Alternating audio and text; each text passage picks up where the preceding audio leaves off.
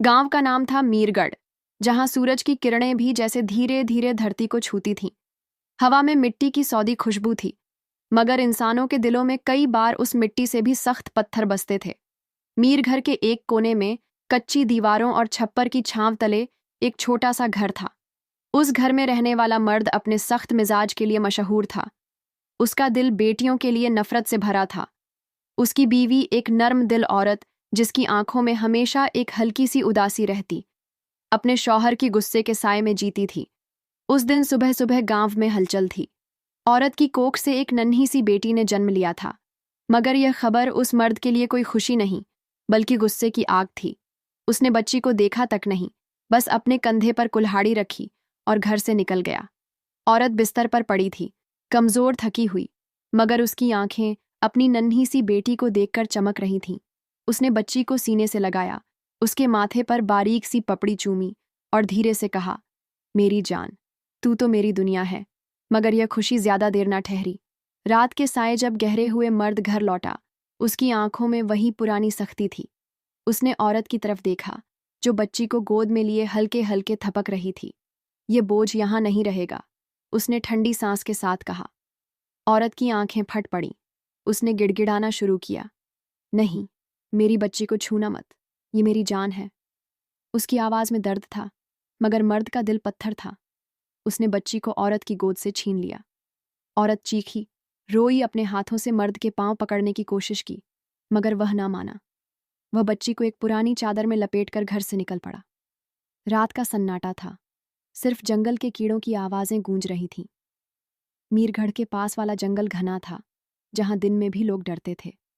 मर्द ने जंगल के एक सुनसान कोने में बच्ची को जमीन पर रख दिया। उसने एक बार भी पीछे मुड़कर नहीं देखा और वापस चल पड़ा। बच्ची की नन्ही सी सांसें उस ठंडी रात में हल्के हल्के चल रही थीं। उसी वक्त जंगल के ऊंचे पेड़ों में एक मादा चील बैठी थी। उसका कद आम चीलों से बड़ा था। बड़ा था, पंख इतने मजबूत कि हवा को चीर सके। उसकी आंखें रात के अंधेरे में भी सब कुछ देख सकती थीं। उसने जमीन पर पड़ी उस नन्ही सी जान को देखा। बच्ची की हल्की सी किलकारी ने चील के दिल को छू लिया। उसकी ममता, जो शायद कभी न जागी थी, उस पल जाग उठी। चील ने अपने पंख फैलाए और धीरे से नीचे उतरी। उसने बच्ची को अपने पंजों से बड़े आराम से उठाया, जैसे कोई माँ अपनी औलाद को गोद में लेती है। फिर वह उड़ चली, जंगल के और गहरे हिस्से की तरफ। इधर गांव में औरत का रोना थमने का नाम ना ले रहा था। वह बार बार अपने आप को पीट रही थी, मेरी बच्ची, मेरी बच्ची। मगर उसकी आवाज उस छोटे से घर की दीवारों से आगे न जा सकी। मर्द ने उसे चुप रहने को कहा, मगर उसकी आंखों में भी एक हल्का सा डर था। शायद उसे अंदाजा था कि उसने जो किया वो कोई छोटी बात नहीं। जंगल में चील बच्ची को एक ऊंचे पहाड़ की चोटी पर ले गई, जहां उसका घोंसला था। घोंसला सूखी टहनियों और पत्तों से बना था, मगर उसमें एक अजीब सी गर्मी थी। चील ने बच्ची को वहां रखा और अपने पंखों से उसे ढक लिया, जैसे कोई माँ अपने बच्चे को ठंड से बचाती है। बच्ची की सांसें अब सुकून में थीं। उसकी छोटी सी मुट्ठी हल्के हल्के हिल रही थी। चील की आंखें बच्ची पर टिकी थीं, जैसे वह कोई खजाना हो। उधर गांव में सवेरा होने को था। औरत ने हिम्मत जुटाई और अपने कमजोर बदन को घसीटते हुए घर से निकली। वह जंगल की तरफ भागी, जहां उसका शौहर बच्ची को ले गया था। उसकी आंखें सूजी हुई थीं, मगर दिल में एक उम्मीद थी, शायद उसकी बच्ची जिंदा हो। जंगल का रास्ता खतरनाक था, मगर उस औरत के लिए उस पल दुनिया का कोई डर मायने नहीं रखता था। मीरगढ़ का जंगल अपनी गहराइयों में न जाने कितने राज्य छुपाए बैठा था। सूरज की किरणें पेड़ों की घनी छांव को चीर कर जमीन तक मुश्किल से पहुंचती थीं। उसी जंगल की एक ऊंची चोटी पर सूखी टहनियों और पत्तों से बने घोंसले में वो नन्ही सी बच्ची अब धीरे धीरे बड़ी हो रही थी। चील, जिसका कद आम चीलों से बड़ा था, उसकी माँ बन चुकी थी। वो बच्ची को अपने पंखों की गर्मी देने की कोशिश करती, जंगल से छोटे छोटे फल और बीज लाती और उन्हें चबाकर बच्ची को खिलाती। बच्ची की हंसी अब घोंसले में गूंजती थी, और चील की आंखों में एक अजीब सी चमक रहती, जैसे वह औलाद को देख रही हो। बच्ची अब करीब 2 बरस की हो चली थी। उसकी आंखें जंगल की हरियाली की तरह चमकती थीं, और उसके छोटे छोटे हाथ घोंसले की टहनियों को पकड़कर खेलते। चील ने उसे एक अनोखे ढंग से पाला था। वह उसे अपने पंखों पर बिठाकर जंगल के ऊपर उड़ान भरती, ताकि बच्ची को हवा का एहसास मिले। बच्ची हंसती और उसकी आवाज जंगल के सन्नाटे को तोड़ती। मगर यह सब जंगल की गहराइयों में हो रहा था, जहां इंसानों की नजरें नहीं पहुंचती थीं। उधर मीरगढ़ में वक्त जैसे ठहर सा गया था। बच्ची को जंगल में छोड़ने के बाद उसकी माँ का दिल टूट चुका था। वो औरत जिसने अपनी बच्ची के लिए कड़ी मेहनत करने की ठानी थी, अब चुपके चुपके जी रही थी। उसका चेहरा उदास रहता, मगर वह अपने शौहर के सामने आंसुओं को छुपाती वो मर्द जिसने अपनी बेटी को जंगल में फेंक दिया था, अब अपनी जिंदगी में मस्त था। वो खेतों में काम करता, गांव वालों के साथ हंसी झांक करता, जैसे कुछ हुआ ही ना हो। मगर रात के सन्नाटे में जब वह अकेला होता, उसकी आंखों में एक हल्का सा डर झलकता। शायद उसे अंदाजा था कि उसने जो किया वह कोई छोटी बात नहीं थी। माँ को अब भी उम्मीद थी कि उसकी बच्ची कहीं जिंदा होगी। वह अक्सर जंगल के किनारे जाती, वहां घंटों बैठकर अपनी बच्ची को याद करती, मगर जंगल का सन्नाटा उसे कोई जवाब ना देता। गांव वालों ने उसकी हालत देखकर कई बार पूछा, क्या बात है? मगर वह चुप रहती। उसे डर था कि अगर उसने सच बताया तो उसका शौहर और सख्त हो जाएगा। इधर मीरगढ़ से कई कोस दूर एक और गांव था, स्याहकोट। यह गांव अपने शिकारियों के लिए मशहूर था। स्याहकोट का एक शिकारी, जिसका नाम कोई नहीं जानता था, जंगल में अपनी हिम्मत और चालाकी के लिए जाना जाता था। लोग उसे बस शिकारी कहते थे।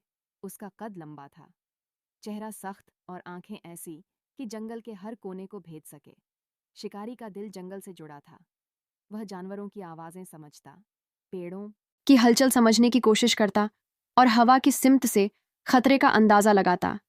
मगर उसका एक राज था, वह कभी किसी कमजोर जानवर को निशाना नहीं बनाता था। एक दिन शिकारी अपने गांव से निकला और मीरगढ़ के जंगल की तरफ बढ़ चला। उसने सुना था कि इस जंगल में एक अनोखी चील देखी गई है, जिसका कद आम चीलों से बड़ा है। शिकारी को यह बात बेचैन कर गई। वह अपने साथ सिर्फ एक पुराना कमान और कुछ तीर लिए था। वह जंगल में दाखिल हुआ और उसकी नजरें हर तरफ घूम रही थीं। उसने देखा कि जंगल का सन्नाटा कुछ ज्यादा ही गहरा था। पेड़ों की टहनियां जैसे कोई राज छुपाई थी। शिकारी ने एक ऊंचे पेड़ के नीचे डेरा डाला। उसने आग जलाई और अपनी रोटी सेकने लगा। तभी उसे एक हल्की सी आवाज सुनाई दी, किसी बच्चे की हंसी जैसी। उसने चौंक कर इधर उधर देखा, मगर कुछ नजर न आया। आवाज फिर आई, इस बार और साफ। शिकारी ने अपनी आंखें सिकोड़ी और ऊपर की तरफ देखा। वहां दूर एक छोटी पर उसे एक बड़ा सा घोंसला दिखा। उसने सोचा चील का घोंसला होगा, मगर यह हंसी, उसका दिल बेचैन हो उठा। उधर घोंसले में बच्ची खेल रही थी। चील उसे कुछ रंग बिरंगे पत्थर लाकर देती और बच्ची उन्हें पकड़कर हंसती। चील की नजरें बच्ची पर रहती थीं, मगर उस रात चील को कुछ अजीब सा महसूस हुआ। उसने जंगल की हवा को सूंघा और उसकी आंखें सिकुड़ गईं। उसे अंदाजा था कि कोई इंसान जंगल में दाखिल हुआ है। चील ने अपने पंख फैलाए और बच्ची को और करीब कर लिया। शिकारी ने फैसला किया कि वह अगली सुबह उस छोटी तक जाएगा। उसे नहीं पता था कि वह घोंसला सिर्फ एक चील का नहीं, बल्कि एक अनोखी कहानी का ठिकाना था। इधर मीरघर में माँ रात को चुपके से जंगल के किनारे बैठी थी। उसकी आंखों में आंसुओं की एक पतली सी लकीर थी। उसे नहीं पता था कि उसकी बच्ची न सिर्फ जिंदा है, बल्कि जंगल की एक चील की गोद में है। मीरगढ़ का जंगल अपनी गोद में अनगिनत कहानियां छुपाए था, और अब उसकी गहराइयों में एक नई कहानी लिखी जा रही थी। चील जिसका कद आम चीलों से बड़ा था, अब बच्ची को लेकर जंगल के एक और घने हिस्से में जा पहुंची थी। यह हिस्सा इतना घना था कि सूरज की किरणें भी पेड़ों की मोटी छाव को मुश्किल से भेद पाती थीं। हवा में नमी थी और जमीन पर पत्तों की मोटी चादर बिछी थी, जो हर कदम पर सरसराती थी। चील ने इस जगह को चुना क्योंकि यहाँ इंसानों की पहुंच लगभग नामुमकिन लग रही थी। उसने एक बड़े बरगद के पेड़ की सबसे ऊंची टहनी पर अपना नया घोंसला बनाया। घोंसला पहले से भी मजबूत था, जैसे चील जानती हो कि अब उसे बच्ची को और ज्यादा हिफाजत से रखना है। बच्ची अब 2.5 बरस की हो चली थी। उसकी आंखें जंगल की हर चीज को अजीब नजरों से देखती थीं। वो घोंसले में बैठकर चील के पंखों को छूती, उसके नाखूनों को अपनी नन्ही उंगलियों से पकड़ती और हल्के हल्के बड़बड़ाती चील उसकी हर हरकत पर नजर रखती। वह जंगल से फल बीज और कभी कभी छोटी मछलियां लाती, जिन्हें वह बच्ची के लिए मुलायम करके खिलाती। बच्ची की हंसी अब इस नए घोंसले में बस गई थी, और चील का दिल उस हंसी में बसता था। मगर जंगल कभी चैन से नहीं रहता। एक रात जब चांद की रोशनी जंगल की पत्तियों पर टिमटिमा रही थी, एक लोमड़ी उस घोंसले के नीचे पहुंच गई। यह लोमड़ी भूखी थी। उसकी आंखें लाल थीं और उसकी नाक हवा में कुछ सूंघ रही थी। बच्ची उस रात भूख के मारे हल्के हल्के रो रही थी। उसकी छोटी सी आवाज जो घोंसले में गूंज रही थी, लोमड़ी के कानों तक पहुंची। लोमड़ी ने अपनी नाक ऊपर की ओर बरगद के पेड़ को देखा। उसकी चालाक आंखों में एक चमक थी। वो धीरे धीरे पेड़ की तरफ बढ़ी। उसके पंजे जमीन पर बिना आवाज किए पड़ रहे थे। चील उस वक्त घोंसले में थी, मगर उसकी आंखें रात के सन्नाटे को भेद रही थीं। उसने लोमड़ी की हल्की सी सरसराहट सुनी। उसका जिस्म सख्त हो गया और उसने अपने पंखों को बच्ची के चारों तरफ लपेट लिया। लोमड़ी अब पेड़ के तने तक पहुंच चुकी थी। उसने अपने नुकीले दांत दिखाए और पेड़ पर चढ़ने की कोशिश शुरू की। उसकी भूख ने उसे बेकरार कर दिया था और बच्ची की प्यारी आवाज ने उसकी लालच को और बढ़ा दिया। मगर चील कोई आम मां नहीं थी। जैसे ही लोमड़ी की एक टांग पेड़ की टहनी पर पड़ी, चील ने अपने पंख फैलाए और तेजी से नीचे उतरी। उसकी चीख जंगल में गूंजी, ऐसी चीख कि पेड़ों की पत्तियां तक कांप उठीं। लोमड़ी ने चौंक कर ऊपर देखा, मगर तब तक देर हो चुकी थी। चील ने अपने नुकीले नाखूनों से लोमड़ी के चेहरे पर वार किया। एक बार फिर दूसरा। लोमड़ी की आंखों पर चील के नाखूनों ने गहरे घाव कर दिए। लोमड़ी दर्द से चीखी। उसका खून जमीन पर टपकने लगा। वह पेड़ से नीचे गिरी और अपनी जान बचाने के लिए भाग खड़ी हुई। चील ने उसका पीछा नहीं किया। वो वापस घोंसले में लौटी, जहां बच्ची अब भी हल्के हल्के रो रही थी।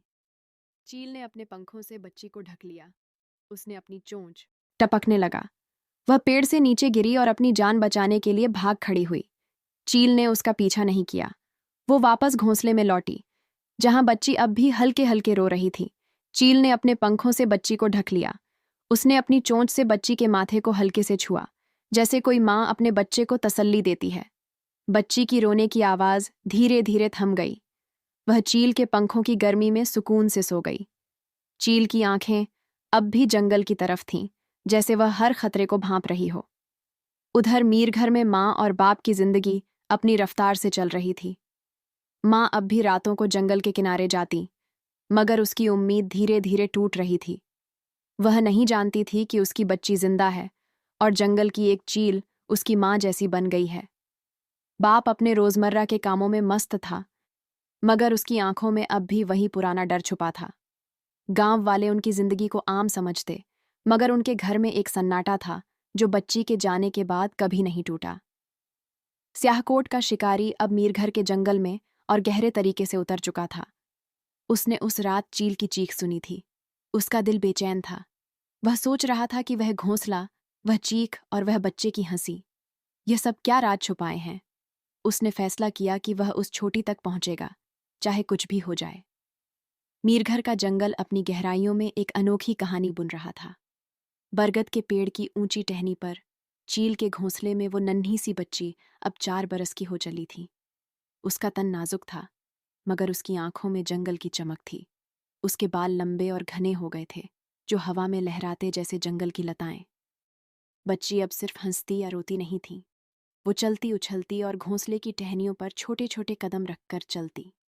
चील, जिसका कद अब भी जंगल की दूसरी चीलों से बड़ा था, उसकी हर हरकत पर नजर रखती। उसकी ममता बच्ची के लिए एक ढाल थी, जो जंगल के हर खतरे से उसे बचाती। चील ने बच्ची को जंगल की जिंदगी सिखानी शुरू कर दी थी। वो उसे अपने पंखों पर बिठाकर जंगल के ऊपर उड़ान भरती। मगर अब बच्ची सिर्फ हंसती नहीं थी। वो नीचे के पेड़ों, नदियों और जानवरों को देखती, जैसे वह जंगल की हर चीज को समझना चाहती हो। चील उसे छोटे छोटे फल के बारे में सिखाती, कौन से खाने लायक हैं, कौन से जहरीले। बच्ची अपनी नन्ही उंगलियों से फलों को छूती, उनकी खुशबू सूंघती और चील के इशारों को ध्यान से देखती। उसकी जुबान अभी पूरी नहीं खुली थी, मगर वह हल्के हल्के कुछ लफ्ज बुनती, जैसे माँ और उड़ चील। इन लफ्जों को सुनकर अपनी चोंच से बच्ची के माथे को हल्के से छूती, जैसे तारीफ कर रही हो। घोंसला बच्ची के लिए एक छोटा सा घर था। वो टहनियों से छोटे छोटे खिलौने बनाती, पत्तों को जोड़कर गोलियां बनाती और चील के पुराने पंखों को इकट्ठा करके उनके साथ खेलती। मगर जंगल की जिंदगी आसान नहीं थी। एक दिन जब सूरज ढल रहा था, एक भारी बारिश आई। हवाएं इतनी तेज थीं कि बरगद का पेड़ भी हिलने लगा। चील ने बच्ची को अपने पंखों में छुपा लिया, मगर बारिश का पानी घोंसले में टपकने लगा। बच्ची डर गई। उसकी छोटी सी सांसें तेज हो गईं। चील ने अपनी चोंच से टहनियों को और कसकर जोड़ा और अपने पंखों को ढाल की तरह फैलाया। बारिश रात भर चली, मगर चील ने बच्ची को एक खरोच भी नहीं आने दी। सुबह जब सूरज निकला, बच्ची ने चील के पंखों से बाहर झांका और मुस्कुराई। उसकी हंसी ने जंगल के सन्नाटे को फिर से तोड़ दिया। उधर मीर गर्भ में माँ की जिंदगी एक साए की तरह गुजर रही थी। वो अब भी जंगल के किनारे जाती, मगर उसकी आंखों में उम्मीद की चमक धीरे धीरे मध्यम पड़ रही थी। वह अपने शौहर से कुछ नहीं कहती थी, मगर उसका दिल अपनी बच्ची को याद करता। बाप अब पहले से ज्यादा चुप रहने लगा था। गांव वाले कहते कि वह खेतों में पहले जितना मेहनत नहीं करता। शायद उसके दिल में कोई कांटा चुभ रहा था, मगर वह उसे जुबान पर ना लाता। स्याहकोट का शिकारी अब जंगल के उस घने हिस्से के और करीब पहुंच चुका था। उसने चील की चीखें सुनी थीं, और एक बार उसे दूर से वह बड़ा सा घोंसला भी दिखा था। मगर जंगल की राहें आसान नहीं थीं। एक दिन वो एक गहरी खाई में फंस गया। उसका पांव फिसला और वह मुश्किल से अपनी जान बचा पाया। मगर शिकारी का हौसला नहीं टूटा। उसने अपने तीर कमान को कसकर पकड़ा और आगे बढ़ा। उसे यकीन था कि वह घोंसला कोई आम घोंसला नहीं है। जंगल में एक नया खतरा भी पनप रहा था। एक भूखा तेंदुआ उस इलाके में घूम रहा था। उसकी आंखें रात में चमकती थीं और उसकी दहाड़ जंगल के जानवरों को डरा देती थी। चील ने एक रात उस तेंदुए की गंध सूंघी। उसने बच्ची को घोंसले के सबसे गहरे कोने में छुपाया और अपनी आंखें जंगल की तरफ टिका दी।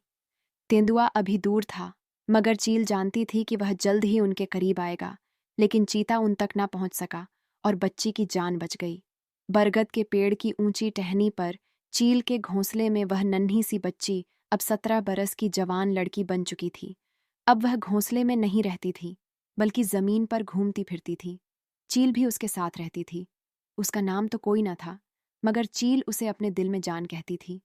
उसका कद लंबा था, बाल जंगल की लताओं की तरह घने और काले, और आंखें ऐसी कि उसमें गहरा राज छुपा हो। उसके चेहरे पर सूरज की किरणों और जंगल की हवाओं का असर था, एक सुनहरी चमक जो उसे जंगल की बेटी बनाती थी। वह नाजुक थी, मगर उसमें एक ताकत भी थी। चील अब भी उसकी माँ थी, उसकी हिफाजत उसकी बेटी। इन 17 बरसों में चील ने उसे जंगल के बारे में बहुत कुछ बताया था। वह उसे अपने पंखों पर बिठाकर जंगल के ऊपर उड़ान भरती, नदियों के किनारे ले जाती और ऊंची चोटियों पर बैठकर सूरज को ढलते दिखाती। लड़की अब चील के साथ कदम से कदम मिलाकर चलती। वह पेड़ों पर चढ़ना जानती थी, फल तोड़ना जानती थी और जंगल की हवाओं से खतरे की पहचान लेती थी। चील उसके लिए फल लाती, आम, जामुन, बेर, और उन्हें अपनी चोंच से तोड़कर लड़की के हाथों में रखती। लड़की हंसती फल खाती और चील की तरफ देखकर कहती, माँ, तू मेरी माँ है। चील की आंखें चमक उठती और वह अपनी चोंच से लड़की के माथे को हल्के से छूती। लड़की का दिन जंगल की रवानी में गुजरता। वो सुबह सुबह नदी के किनारे जाती, जहां वह पानी में अपने चेहरे को देखती। उसे नहीं पता था कि वो इंसान है, मगर उसकी आंखों में एक सवाल हमेशा तैरता, मैं कौन हूँ? चील इस सवाल को भांप लेती, मगर जवाब देने के बजाय उसे अपने पंखों में समेट लेती। लड़की ने जंगल को अपना घर बना लिया था। उसकी आवाज़ में एक जादू था जो जंगल के जानवरों को भी ठहरने पर मजबूर कर देता। मगर जंगल की खामोशी कभी पूरी नहीं होती। एक रात जब चांद की रोशनी जंगल की पत्तियों पर टिमटिमा रही थी, चील को एक अजीब सी बेचैनी हुई। उसने हवा को सूंघा और उसकी आंखें सिकुड़ गईं। जंगल में कोई था, कोई ऐसा जो न जानवर था न दोस्त। चील ने लड़की को गहरे कोने में छुपाया और अपने पंख फैलाकर बाहर झांका। दूर पेड़ों के सायों में एक साया हिल रहा था। यह स्याह कोट का शिकारी था, जो अब इस घने जंगल में चील के घोंसले की ओर करीब पहुंच चुका था।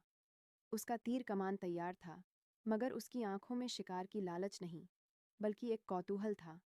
उसने लड़की की आवाज़ सुनी थी और वह धुन उसे इस छोटी तक खींच लाई थी। शिकारी ने बरगद के पेड़ के नीचे डेरा डाला।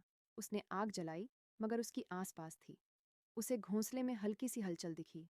उसने सोचा, यह चील का घोंसला है, मगर वो आवाज़ वो इंसानी थी। उसका दिल बेचैन हो उठा। वह नहीं जानता था कि यहाँ आसपास एक लड़की है जो जंगल की बेटी बन चुकी है। इधर चील ने शिकारी की मौजूदगी को भांप लिया। उसने लड़की को और करीब कर लिया, मगर लड़की की आंखों में डर नहीं, बल्कि एक सवाल था। उसने चील से पूछा, माँ, वो कौन है?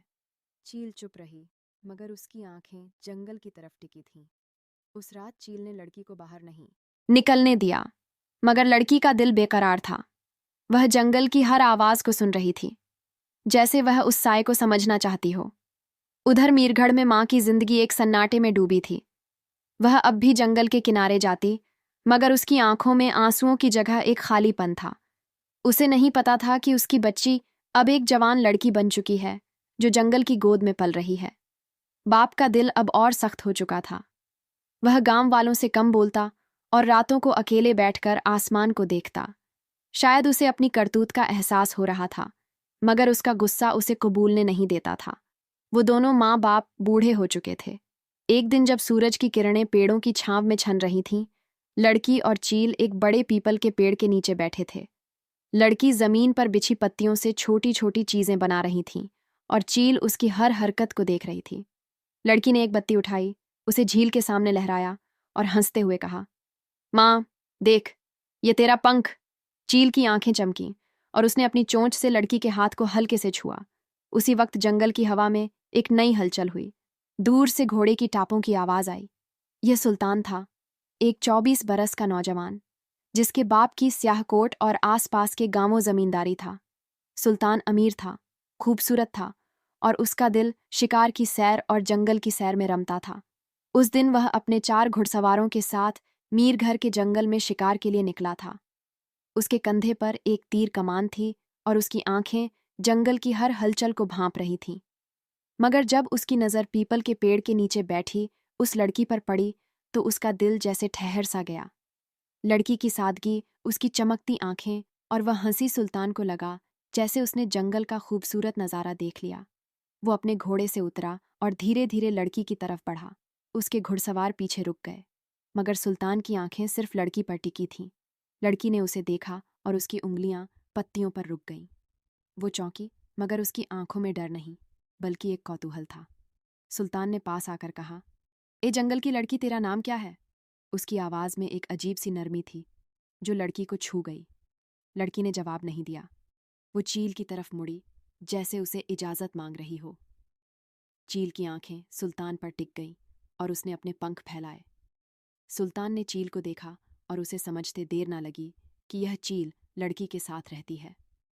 उसने अपनी कमान नीचे रखी और हाथ जोड़कर कहा, मैं कोई नुकसान नहीं पहुंचाऊंगा। मैं बस तुम्हें अपने साथ ले जाना चाहता हूँ। मेरे घर में तुम्हारे लिए हर सुख होगा। लड़की की आंखों में एक चमक थी, मगर वह चील से नजरें नहीं हटा रही थीं।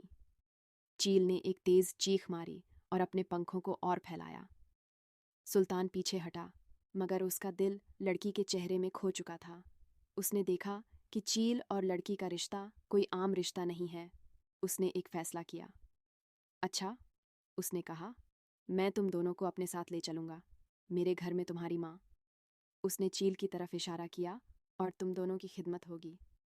लड़की ने चील की तरफ देखा और चील की आंखों में एक अजीब सी तसल्ली थी। शायद चील को सुल्तान की नीयत में कोई बुराई नजर ना आई। सुल्तान ने अपने घुड़सवारों को इशारा किया। उन्होंने एक मुलायम कपड़े की पालकी तैयार की, जिसमें लड़की और चील को बिठाया गया। चील ने लड़की को अपने पंखों से ढक रखा था और लड़की ने चील का एक पंख पकड़ रखा था। सुल्तान का काफिला स्याहकोट की तरफ चल पड़ा। जंगल पीछे छूट रहा था, मगर लड़की की आंखों में जंगल की यादें थीं। वह सुल्तान की तरफ देखती और उसका दिल बेचैन हो उठता। उसे नहीं पता था कि यह नौजवान कौन है, मगर उसकी बातों में एक सुकून था। स्याहकोट की हवेली सुल्तान के बाप की कीमती और मशहूर हवेली थी। जब काफिला वहां पहुंचा, तो हवेली के नौकर जाकर चौंक गए। एक जंगली लड़की और एक बड़ी सी चील को देखकर उनकी आंखें फटी रह गईं। सुल्तान ने सबको हुक्म दिया, इन दोनों की खिदमत में कोई कमी नहीं होनी चाहिए। लड़की को एक खूबसूरत कमरा दिया गया, जहां रेशमी पर्दे और मुलायम बिछौने थे। चील के लिए कमरे के पास एक ऊंचा मचान बनाया गया, जहां वह आराम से बैठ सके। लड़की ने पहली बार पेड़ों की छांव की आदी थी, मगर सुल्तान की हवेली में उसे एक नया सुकून मिला। हर सुबह नौकर उसके लिए ताज़ा फल मक्खन से लिपटी रोटियां और शहद की कटोरियां लाते। चील को भी जंगल की तरह ही उसका हिस्सा मिलता। ताज़ा मछलियां और फल जिन्हें वह अपनी चोंच से जांचती और फिर लड़की के साथ बांटती। लड़की हंसती, चील की तरफ देखती और कहती, माँ, यह सब कितना अजीब है। चील की आंखें चमकती, मगर उसकी नजरें हवेली के हर कोने को भांप रही थीं। सुल्तान का दिल लड़की के लिए बेकरार था। वह हर दिन उसके बारे में हकीमों से बातें करता और जानने की कोशिश करता कि अब वह ठीक है या नहीं, इंसानों की तरह बर्ताव करती है या नहीं। एक दिन जब चांद हवेली के आंगन में चांदी बिछा रहा था, सुल्तान ने लड़की के सामने अपने दिल की बात रख दी। तुम मेरी जिंदगी की रोशनी हो, क्या तुम मेरे साथ इस हवेली की मालिका बनोगी?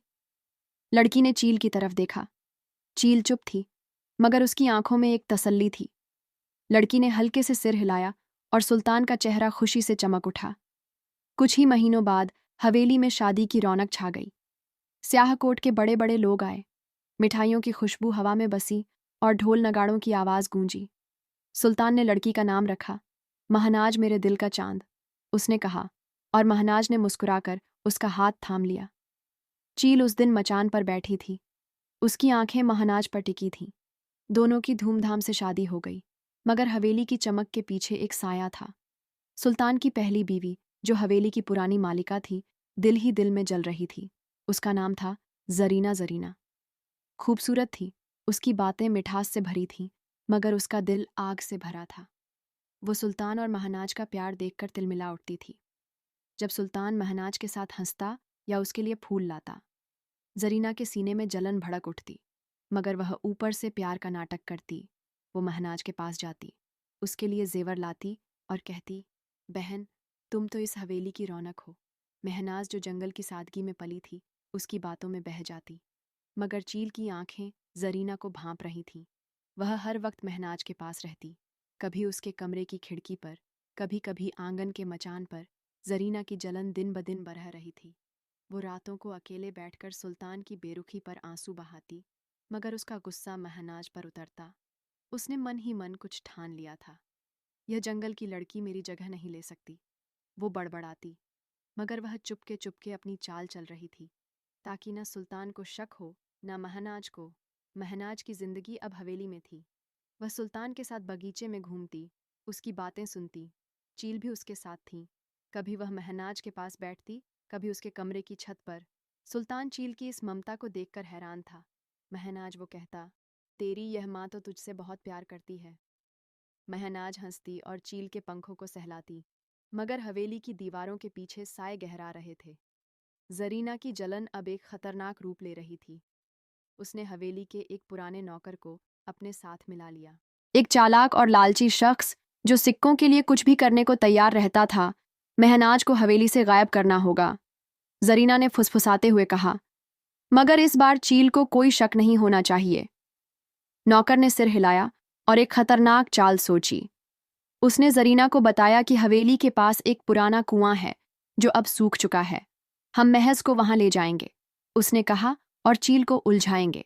अगली रात जब हवेली सो रही थी, नौकर ने महज के कमरे के बाहर एक खत रख दिया। खत में लिखा था, महनाज, सुल्तान तुम्हें बगीचे में इंतजार कर रहा है।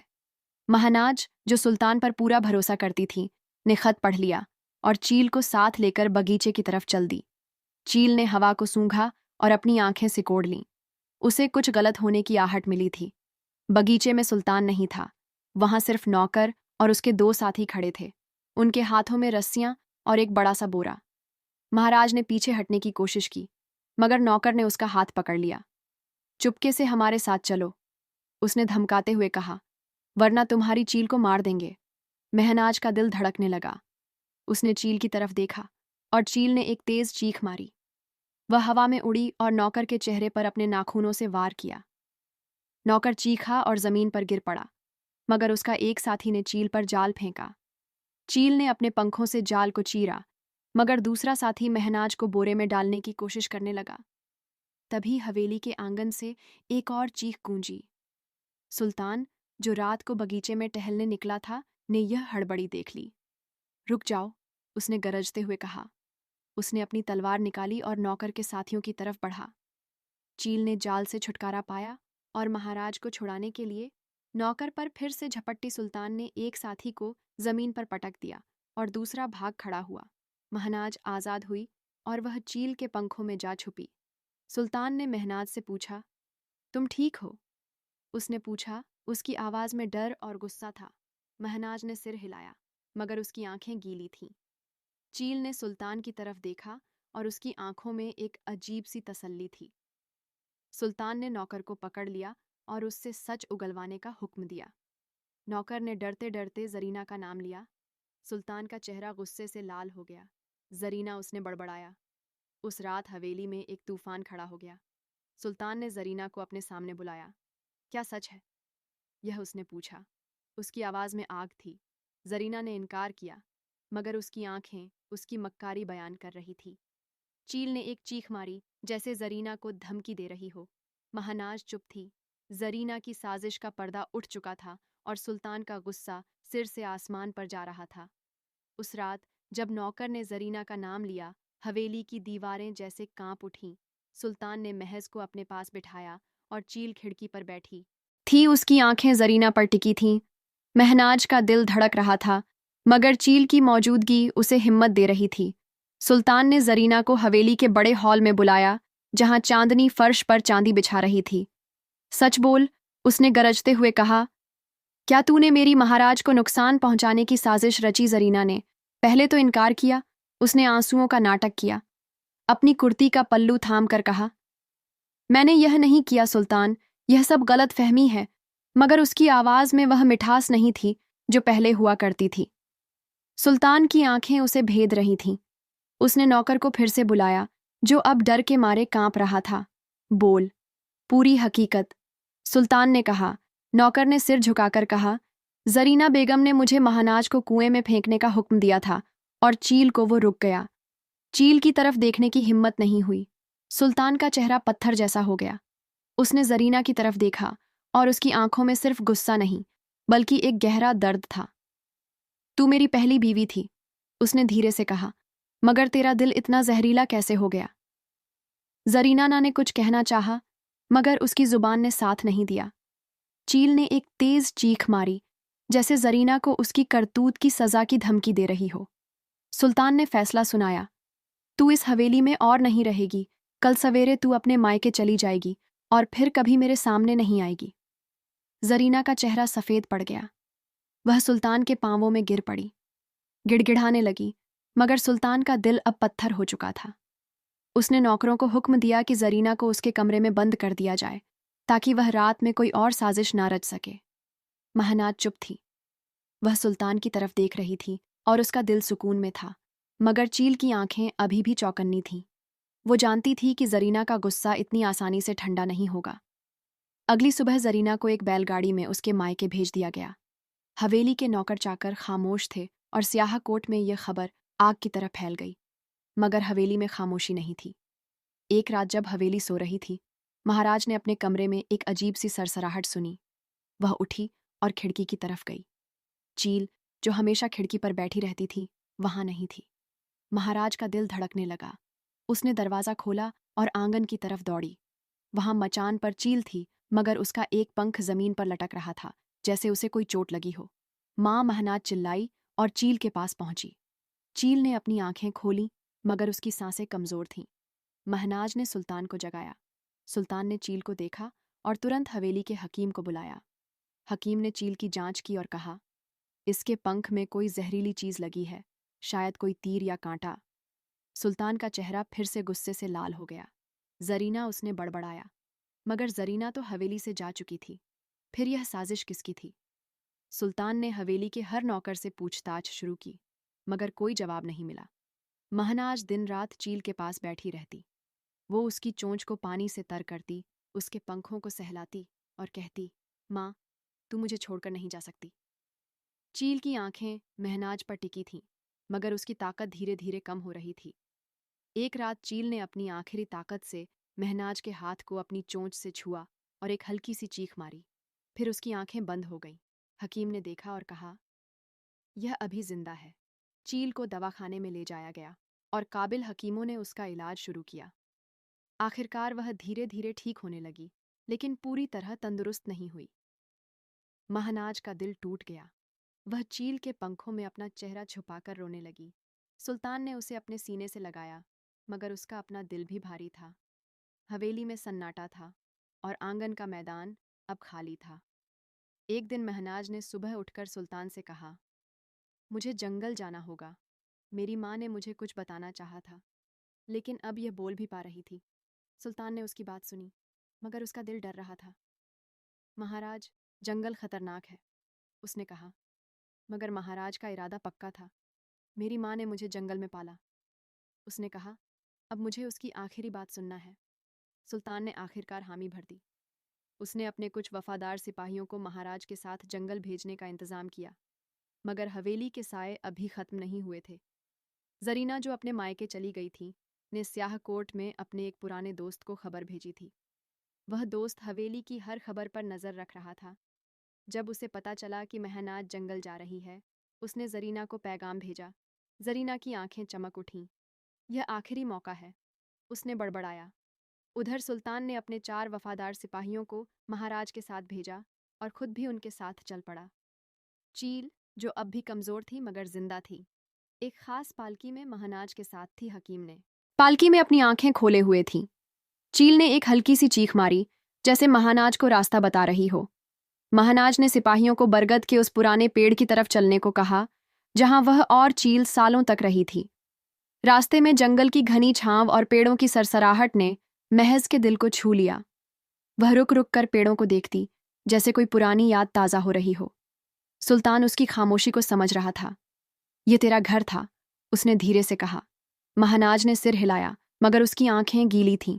जब वह बरगद के पेड़ के नीचे पहुंचे, महानाज ने घोंसले को देखा। वह अब पुराना और टूटा फूटा था, मगर उसमें वही गर्मी थी जो चील ने उसे दी थी। महानाज ने घोंसले की टहनियों को छुआ और चील की तरफ देखा। चील ने अपनी चोंच से महनाज के हाथ को हल्के से छुआ। तभी महनाज की नज़र जमीन पर पड़ी। वहां एक छोटा सा कपड़ा था जो पत्तियों में दबा हुआ था। उसने उसे उठाया। कपड़ा पुराना और फटा था, मगर उसमें एक निशान था, एक छोटा सा कर हुआ फूल। महनाज का दिल धड़कने लगा। उसे यह कपड़ा जाना पहचाना लगा, मगर वह समझ नहीं पाई कि क्यों। उधर मीरगर गांव में महनाज की असली मां अब भी जंगल के किनारे जाया करती थी। वह बूढ़ी हो चली थी। उसकी आंखों में उदासी थी, मगर उसका दिल अभी भी अपनी बच्ची की उम्मीद से भरा था। उसका शौहर, जो अपनी बेटी को जंगल में छोड़ आया था, अब टूट चुका था। वो खेतों में कम जाता और रातों को अकेले बैठकर आसमान को देखता। गांव वालों ने उसकी हालत देखकर कहा, इसका दिल अब पछता रहा है, मगर वह अपनी गलती को जुबान पर ना लाता। माँ ने एक बार उससे कहा, क्या तुझे कभी हमारी बच्ची की याद नहीं आती? उसने जवाब नहीं दिया, मगर उसकी आंखें गीली थीं। महनाज ने वह कपड़ा सुल्तान को दिखाया। यह क्या है? उसने पूछा। सुल्तान ने कपड़े को ध्यान से देखा और कहा, शाद, यह उस वक्त का है जब तुझे जंगल में छोड़ा गया था। महाराज का दिल तेजी से धड़का छोड़ा गया। उसने सवालिया नजरों से सुल्तान को देखा। सुल्तान ने चील की तरफ देखा, जैसे जवाब मांग रहा हो। चील ने एक हल्की सी चीख मारी और अपनी आंखें जंगल की तरफ मोड़ लीं। तभी जंगल में एक सरसराहट हुई। सिपाहियों ने अपनी तलवारें निकाल लीं। सुल्तान ने महाराणा को अपने पीछे खींच लिया। चील, जो अब भी कमजोर थी, ने अपने पंख फैलाए, जैसे खतरे को भांप रही हो। एक साया पेड़ों के पीछे से निकला। वो जरीना का पुराना दोस्त था, जिसे उसने महनाज पर नजर रखने को कहा था। उसके हाथ में एक भाला था और उसकी आंखें महनाज पर टिकी थीं। तू वही जंगल की लड़की है, उसने कहा। उसकी आवाज में जड़ था। जरीना का हिसाब अभी बाकी है। सुल्तान ने अपनी तलवार उठाई। एक कदम और बढ़ा तो तेरा आखिर होगा, उसने गरजते हुए कहा। मगर उस शख्स ने हंसते हुए कहा, तुझे नहीं पता सुल्तान की यह लड़की किसकी बेटी है। महनाज का दिल रुक सा गया। किसकी बेटी? उसने पूछा। शख्स ने जवाब देने से पहले एक जहरीली मुस्कान बिखेरी, मगर तभी चील ने अपनी आखिरी ताकत से उस पर झपट्टा मारा। उसने अपने नाखूनों से शख्स के कंधे को जख्मी कर दिया। शख्स चीखा और भाग खड़ा हुआ। सिपाहियों ने उसका पीछा किया, मगर वह जंगल की गहराइयों में गायब हो गया। महनाज ने चील को अपनी बाहों में लिया। चील की सांसें अब और कमजोर थीं। सुल्तान ने महनाज को गले लगाया और कहा, हें, इस राज को सुलझाना होगा। वह शख्स कुछ जानता है। महनाज ने उस कपड़े को फिर से देखा। उसे यकीन था कि यह कपड़ा उसकी असली कहानी से जुड़ा है। जंगल अब उसे सिर्फ अपनी माँ चील की याद नहीं दे रहा था, बल्कि एक और माँ की पुकार भी सुनाई दे रही थी। मीरगढ़ का जंगल अब महनाज के लिए सिर्फ यादों का ठिकाना नहीं था, बल्कि एक अनसुलझा राज था जो उसे अपनी असली जड़ों की तरफ खींच रहा था। वह पुराना कपड़ा जिस पर खड़ा हुआ फूल था, महाराज के हाथों में था, और उसका दिल हर पल उसकी कहानी का सच जानने को बेकरार था। सुल्तान, जो अपनी बीवी की हर तकलीफ को अपना दर्द मानता था, जंगल की इस सैर में उसके साथ था। चील, जिसकी सांसें अब कमजोर थीं, पालकी में थी, मगर उसकी आंखें अभी भी महज पर टिकी थीं। जंगल की हवा में एक अजीब सी बेचैनी थी, जैसे कोई अनकहा सच सामने आने को तैयार हो। महनाज ने सुल्तान से कहा, मुझे लगता है ये कपड़ा मेरी असली माँ का है। सुल्तान ने कपड़े को फिर से देखा। हो सकता है, उसने कहा, मगर हमें इसका सच जानने के लिए मीरघर गांव जाना होगा। शायद वहां कोई इसे पहचान ले। महानाज ने चील की तरफ देखा। चील ने एक हल्की सी चीख मारी, जैसे उनको जाने के लिए कह रही हो।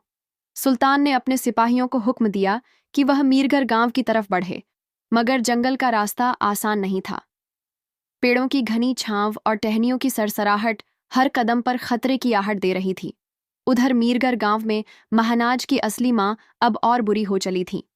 उसका चेहरा झुर्रियों से भरा था, मगर उसकी आंखें अभी भी अपनी बच्ची की तलाश में जंगल की तरफ देखती थी। वह हर शाम जंगल के किनारे जाती, एक पुरानी चादर को सीने से लगाए जिस पर वही खड़ा हुआ फूल था। उसका शौहर, जो अपनी करतूत की सजा अपने दिल में भुगत रहा था, अब गांव वालों से दूर रहता था। वह रातों को अकेले बैठकर अपनी बेटी को याद करता। एक दिन माँ ने उससे कहा, अगर हमारी बच्ची जिंदा है तो मैं उसे ढूंढ लूंगी। उसने जवाब नहीं दिया, मगर उसकी आंखें गीली थीं। जंगल में महनाज और सुल्तान का काफिला धीरे धीरे मीरगढ़ की तरफ बढ़ रहा था। रास्ते में एक नदी पड़ी, जिसका पानी ठंडा और गहरा था। सिपाहियों ने नदी पार करने के लिए एक पुराना पुल ढूंढा, मगर वह टूटा फूटा था। सुल्तान ने महनाज का हाथ थामा और कहा, डर मत, मैं तेरे साथ हूं। महनाज ने चील की पालकी को देखा, और चील ने अपनी आंखें खोलकर उसे देखा। जैसे ही काफिला पुल पर चढ़ा, एक तेज सरसराहट हुई। सिपाहियों ने अपनी तलवारें निकाल लीं। पेड़ों के पीछे वही शख्स था जिसे जरीना ने महनाज पर नजर रखने को कहा था। उसके साथ अब दो और आदमी थे, जिनके हाथों में भाले और रस्सियां थीं। सुल्तान, उसने चिल्लाकर कहा, यह लड़की तेरे लिए मुसीबत है, इसे हमारे हवाले कर दे, वरना। सुल्तान ने अपनी तलवार उठाई। एक कदम और बढ़ा तो तेरा आखिर होगा, उसने गरजते हुए कहा। मगर तभी चील ने अपनी कमजोर हालत में भी एक तेज चीख मारी और पालकी से बाहर निकलने की कोशिश की। महनाज ने उसे रोका। माँ, तू आराम कर। मगर चील की चीख से जंगल गूंज उठा। अचानक जंगल के जानवरों की आवाजें गूंजने लगीं। भेड़िए की गुर्राहट, परिंदों की चहचहट और पेड़ों की हलचल ने उन शख्सों को डरा दिया। जरीना के आदमी पीछे हटे और सुल्तान के सिपाहियों ने मौका देखकर उन पर हमला किया। दो आदमी जंगल में भाग गए, मगर जरीना का दोस्त पकड़ा गया। सुल्तान ने उससे पूछा, तूने कहा कि महनाज किसकी बेटी है? बोल, पूरा सच। शख्स ने डरते डरते कहा, मैंने मीरगढ़ में सुना था, एक औरत अपनी बच्ची को जंगल में खो चुकी है। यह कपड़ा उसी का है। महनाज का दिल रुक सा गया। मेरी माँ? उसने पूछा। शख्स ने सिर हिलाया, मगर उसकी आंखों में मक्कारी थी।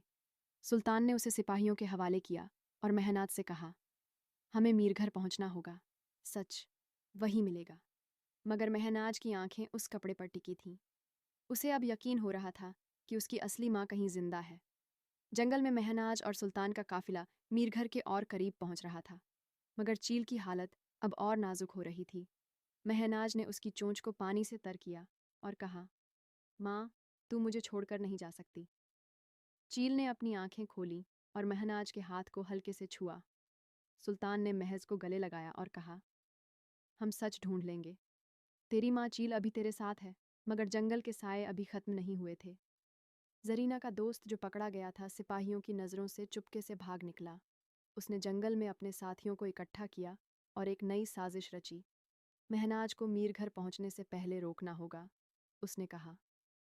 मीरघर का जंगल अब महनाज के लिए एक अनकही सैर का आखिरी पड़ाव बन चुका था।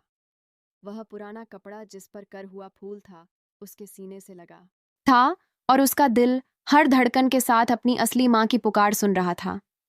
सुल्तान, जो अपनी बीवी की हर बेचैनी को अपना दर्द मानता था, उसके कदम से कदम मिलाकर चल रहा था। चील, जिसकी सांसें अब सिर्फ थोड़ी थोड़ी चल रही थीं, पालकी में थी, उसकी आंखें कमजोर थीं, मगर महनाज पर टिकी थीं, जैसे वह अपनी बेटी को आखिरी बार देखना चाहती हो। जंगल की हवा में एक अजीब सी ठंडक थी और हर पेड़, हर टहनी जैसे कोई राज फुसफुसा रही थी। महनाज और सुल्तान का काफिला अब मीरघर गांव के बिल्कुल करीब पहुंच चुका था। सिपाहियों की तलवारें तैयार थीं, क्योंकि जरीना के उस दोस्त की साजिश की आहट अभी भी जंगल में गूंज रही थी। महनाज ने सुल्तान से कहा, मुझे यकीन है मेरी माँ इस गांव में है, यह कपड़ा मुझे उस तक ले जाएगा। सुल्तान ने उसका हाथ थामा और कहा, हम उसे ढूंढ लेंगे, मगर होशियार रहना, जंगल अभी भी खामोश नहीं है। चील ने एक हल्की सी चीख मारी, जैसे सुल्तान की बात की तस्दीक कर रही हो। मीरघर गांव में महनाज की असली माँ उस सुबह जंगल के किनारे खड़ी थी। उसकी आंखें सूजी हुई थीं और उसके हाथों में वही पुरानी चादर थी जिस पर करहा हुआ फूल था। महनाज और सुल्तान का काफिला एक खुले मैदान में पहुंचा, जहां से मीरघर गांव की झोपड़ियां दिख रही थीं। महनाज ने कपड़े को फिर से देखा और सुल्तान से कहा, मुझे लगता है हम करीब हैं। मगर तभी पेड़ों के पीछे से एक तेज हलचल हुई। जरीना का दोस्त अपने 4 साथियों के साथ भालों और तलवारों से लैस सामने आ गया। बस यहीं तक उसने जहरीली मुस्कान के साथ कहा, यह लड़की मीरगढ़ नहीं पहुंचेगी, जरीना का हिसाब अभी बाकी है। सुल्तान ने अपनी तलवार निकाली और महनाज को अपने पीछे खींच लिया। तुझे मुझसे पार पाना होगा, उसने गजते हुए कहा। सिपाही तुरंत हरकत में आ गए और जंगल में तलवारों की खनक गूंजने लगी। महनाज ने चील की पालकी को देखा और चील ने अपनी आखिरी ताकत से पंख फैलाए। वह पालकी से बाहर निकली और एक तेज चीख के साथ जरीना के दोस्त पर झपट्टी। उसके नाखूनों ने उस शख्स के कंधे को जख्मी कर दिया, मगर चील का बदन अब और नहीं झेल सका। वह जमीन पर गिर पड़ी। मां महनाज चिल्लाई और चील के पास दौड़ी। सुल्तान और सिपाहियों ने बाकी हमलावरों को खदेड़ दिया और जरीना का दोस्त जंगल में भाग गया। महाराज ने चील को अपनी गोद में लिया। चील की सांसें अब बस नाम को ही चल रही थीं। उसने अपनी चोंच से महनाज के हाथ को हल्के से छुआ और एक आखिरी चीख मारी। फिर उसकी आंखें बंद हो गईं। चील मर चुकी थी। महनाज का दिल टूट गया। वो चील के पंखों में अपना चेहरा छुपाकर रोने लगी। सुल्तान ने उसे गले लगाया, मगर उसकी अपनी आंखें भी गीली थीं। महनाज ने चील को जंगल की जमीन पर दफनाया, उस जगह जहां वह दोनों सालों तक रही थी।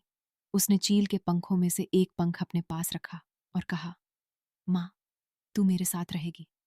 सुल्तान ने उसका कंधा थामा और कहा, अब मीरघर चलें, तेरी असली माँ तेरा इंतजार कर रही है। मीरघर गांव के किनारे माँ जंगल की राह पर थी। उसने दूर से एक काफिला देखा। उसका दिल तेजी से धड़कने लगा। वो तेजी से उस तरफ बढ़ी, मगर उसका बदन कमजोर था। वह एक पेड़ के सहारे रुक गई और उसकी आंखें काफिले को भेद रही थीं। तभी उसकी नजर महनाज पर पड़ी। महनाज उस कपड़े को सीने से लगाए चल रही थी। माँ की आंखें फट पड़ी। मेरी बेटी, उसने बड़बड़ाया, मगर उसकी आवाज कमजोर थी। महनाज ने दूर से एक बूढ़ी औरत को देखा जो पेड़ के सहारे खड़ी थी। उसका दिल कह रहा था कि वह कोई अनजान नहीं है। वह सुल्तान की तरफ मुड़ी और कहा, मुझे उस औरत से मिलना है। सुल्तान ने सिर हिलाया और उसके साथ चल पड़ा। वो धीरे धीरे उस बूढ़ी औरत की तरफ बरहे। माँ, जिसका बदन कमजोर था, ने महनाज को करीब आते देखा। उसकी आंखें फट पड़ीं। उसने अपनी चादर को और कसकर थामा और उसकी जुबान से सिर्फ एक लफ्ज निकला। बेटी, उसकी आवाज कमजोर थी, मगर उसमें इतना दर्द और प्यार था कि जंगल का सन्नाटा भी गूंज उठा। महनाज रुक गई। उसने उस औरत की आंखों में देखा और उसे एक अजीब सी सुकून की लहर महसूस हुई। वो तेजी से आगे बढ़ी और माँ के सामने खड़ी हो गई। क्या तुम मेरी माँ हो? उसने कांपती आवाज में पूछा। माँ ने महज के हाथ में थमा कपड़ा देखा और उसकी आंखों से आंसुओं की धार बह निकली। हाँ मेरी जान, उसने कहा, तू मेरी बेटी है। मैंने तुझे उस रात खो दिया था। उसकी आवाज टूट गई। महनाज ने माँ को गले लगा लिया और दोनों माँ रोने लगी। सुल्तान दूर खड़ा था। उसकी आंखें भी गीली थीं। जंगल की पत्तियां जैसे उनकी खुशी में सरसरा रही थीं। माँ ने महाराज को उस रात की बात बताई, कैसे उसके शौहर ने उसे जंगल में छोड़ दिया था, कैसे वह चीखती रोती रही थी और कैसे उसने सालों तक अपनी बेटी की तलाश की। मैंने कभी उम्मीद नहीं छोड़ी, उसने कहा। महाराज ने चील की कहानी सुनाई, कैसे उसने उसे बेटी बनाकर पाला। वो मुझे बेटी बनाकर पाला, बाप ने सिर झुकाया और उसके आंसुओं ने जमीन को भिगो दिया। महनाज ने एक गहरी सांस ली और कहा, मैं तुम्हें माफ करती हूँ, मगर अब हमें एक नई शुरुआत करनी है। बाप ने महनाज की तरफ देखा और उसकी आंखों में एक हल्की सी चमक थी। वह माँ के पास गया और उससे भी माफी मांगी। माँ ने उसका हाथ थामा और कहा, हमारी बेटी वापस आ गई है, अब बस प्यार बाकी है। महनाज ने सुल्तान की तरफ देखा और उसने मुस्कुराकर सिर हिलाया। गांव वालों ने इस मुलाकात को देखा और उनकी आंखें खुशी से चमक रही थीं। उसी शाम महनाज ने सुल्तान और अपनी माँ को जंगल की तरफ ले जाने का फैसला किया। वह उस बरगद के पेड़ के नीचे गई जहां चील ने उसे पाला था। वहां चील जमीन में दबी हुई थी, वहां अब छोटे छोटे फूल उगाए थे। महनाज ने कहा, माँ तेरा शुक्रिया। तभी आसमान से एक तेज चीख गूंजी। सबने ऊपर देखा। वो वही बड़ी चील थी जो शायद उस चील की दोस्त थी। माँ ने महनाज को गले लगाया और बाप दूर खड़ा उनकी खुशी को देख रहा था। जंगल की हवा हल्की और सुकून भरी थी, जैसे सारी साजिशें और साए हमेशा के लिए गायब हो गए हों। जरीना का दोस्त, जो जंगल में जख्मी होकर भाग गया था, अब स्याह कोट में किसी को मुंह दिखाने लायक नहीं रहा। जरीना जो अपने मायके में थी को जब खबर मिली कि महनाज अपनी माँ से मिल चुकी है तो उसका गुस्सा ठंडा पड़ गया। उसने अपनी साजिशें छोड़ दी, क्योंकि अब उसका कोई मकसद नहीं बचा था। सियाकोट की हवेली में सुल्तान और महनाज ने फैसला किया कि वह मीरगढ़ में माँ और बाप के साथ वक्त बिताएंगे। सुल्तान ने गांव में एक नया घर बनवाया जहां माँ और बाप आराम से रह सकें, और इस तरह यह कहानी खत्म।